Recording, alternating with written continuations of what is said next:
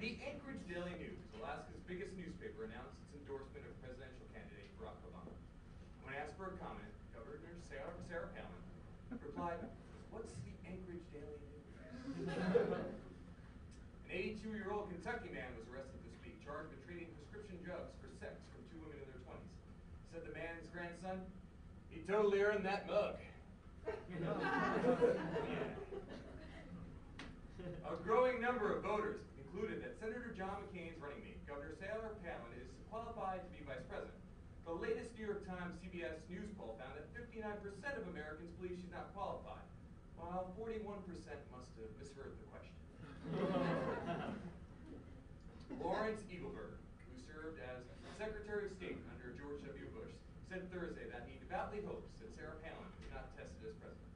The McCain campaign dismissed the remark, saying Eagleburger is just mad that his name is like Lawrence Eagleburger. Amanda Jones, 109, whose father was born into slavery, has cast her mail-in vote for Barack Obama, the nation's first black presidential nominee. What?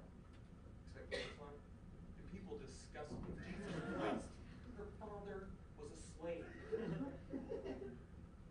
Anyway. Throughout this election, we've heard each candidate talk about the average Joes in this country. They've done it through such distinctions as Joe the Plumber, Joe Sixpack, and to some extent, Joe Biden. We're going to talk about how this affects Joes across the country is our very own average Joe, Stone Cold Fox's Joe Spellman. Hello! Hello, Messiah John Murray. Hey.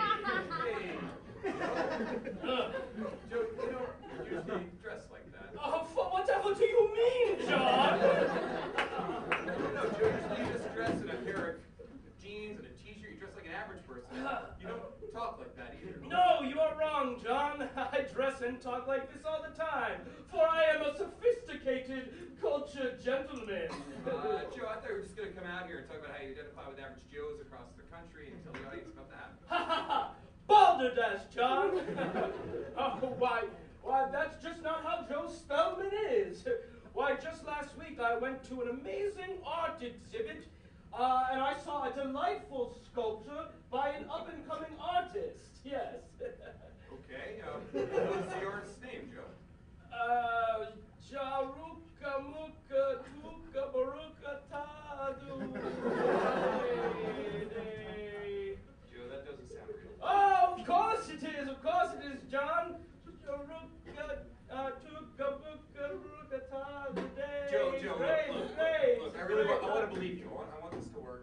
What museum did you see the exhibit at? You know, the big one. Anyway, John, I also wanted to quell all those rumors about us Joes being plumbers and drinkers of six-packs. Joe, I used just labels to describe average, hardworking Americans. Label schmabel, John! Do you think these fine, manicured hands have ever gripped the rod of a plunger? And I don't know anyone who's ever drinking a six-pack of fine Cabernet Sauvignon. It's called Cabernet Sauvignon. To the plebeians, John! The plebeians call it Cabernet Sauvignon. Us Joes call it Cabernet Sauvignon. Joe, I don't work for a lot of people, but you don't have to pretend to be smart and sophisticated to impress people. I mean, there's nothing wrong with being an average Joe, the backbone of this country. Yeah, of course. Whew, phew. God damn, that was tough. Oh, boy. Joe, what are you doing? We're still got a show going on. Oh, I'm sorry, my pizza levels were getting low. Well, maybe you should go off do that off stage. Yeah,